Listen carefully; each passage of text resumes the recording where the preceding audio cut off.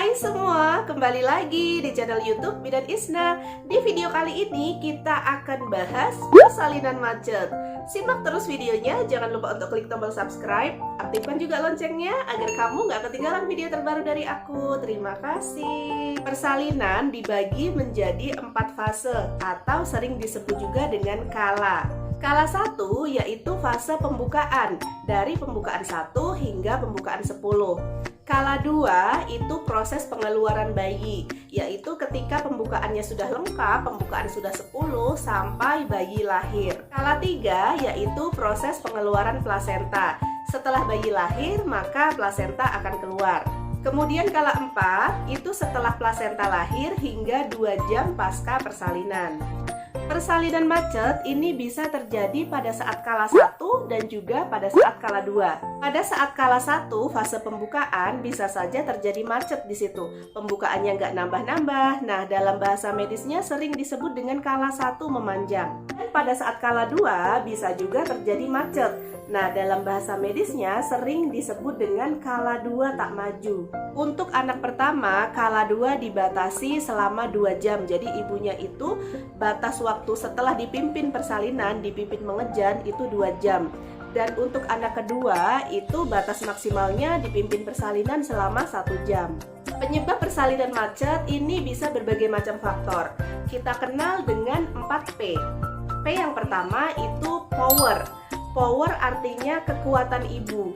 Nah, kalau ibunya kuat, ibunya berenergi, biasanya pembukaannya berjalan dengan lancar. Kalau ada masalah dengan power ibu, contohnya ibunya nggak makan, jadinya ibunya lemes, kemudian tidak bertenaga. Nah, ini bisa juga mengganggu proses pembukaan dan juga proses persalinannya. Kontraksinya akan berkurang, sehingga akan mempersulit pembukaannya bisa macet. Atau jika sudah pembukaan 10, proses mengejan ibunya nggak kuat, ya akhirnya bisa persalinannya macet. Power ibu ini sangat dipengaruhi oleh nutrisi. Nah, jadinya ibu hamil kalau sudah mau melahirkan jangan malas makan, jangan malas minum ya, karena itu penting banget untuk tenaga ibu.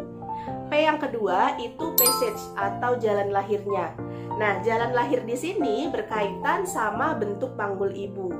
Kalau bentuk panggul ibu normal, biasanya persalinan juga berjalan dengan lancar.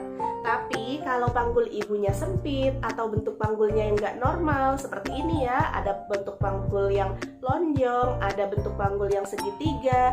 Nah, ini bukan panggul yang ideal untuk melahirkan. Rata-rata ibu memiliki panggul yang seperti ini. Nah, panggul yang seperti ini adalah panggul ideal untuk melahirkan. Tetapi ini juga berkaitan dengan si bayinya atau si passengernya. P yang ketiga yaitu passengernya. Passenger atau si bayinya, dalam istilahnya itu penumpangnya seperti itu ya. Itu juga sangat penting di sini, yaitu berat badan bayinya normal atau tidak, atau bayinya kegedean. Kalau bayinya kegedean, bayinya janinnya besar gitu ya, ini memang akan sulit untuk turun ke panggul untuk proses pembukaannya.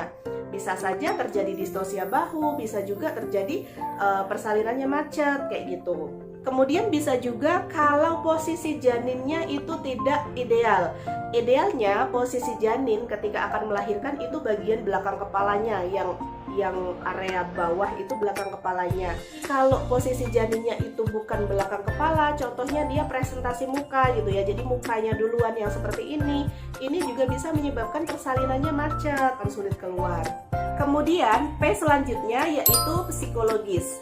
Ibu yang psikologisnya atau perasaannya atau pokoknya kondisi psikologis ibunya itu baik, ibunya lagi happy, bahagia, ibunya seneng lah kayak gitu, itu bisa melancarkan proses persalinannya.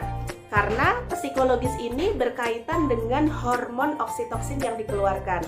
Ketika ibunya stres, ibunya pusing, ibunya banyak pikiran, atau mungkin ibunya depresi, ibunya terintimidasi, ini bisa mengganggu produksi hormon oksitoksinnya.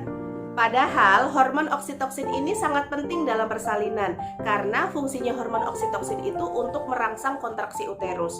Ketika ibunya stres, ibunya lagi depresi atau ibunya terintimidasi kayak gitu ya, jadinya hormonnya ini akan keluarnya sedikit. Nah, ini bisa menyebabkan kontraksinya melemah atau bahkan kontraksinya hilang. Oleh karena itu penting banget pada saat persalinan itu pendampingan persalinan yang bagus. Keluarga mendampingi, terus kemudian dari providernya, dari ibu bidannya, dari dokternya itu memberikan kenyamanan, memberikan rasa sayang, sehingga bisa melancarkan proses persalinannya.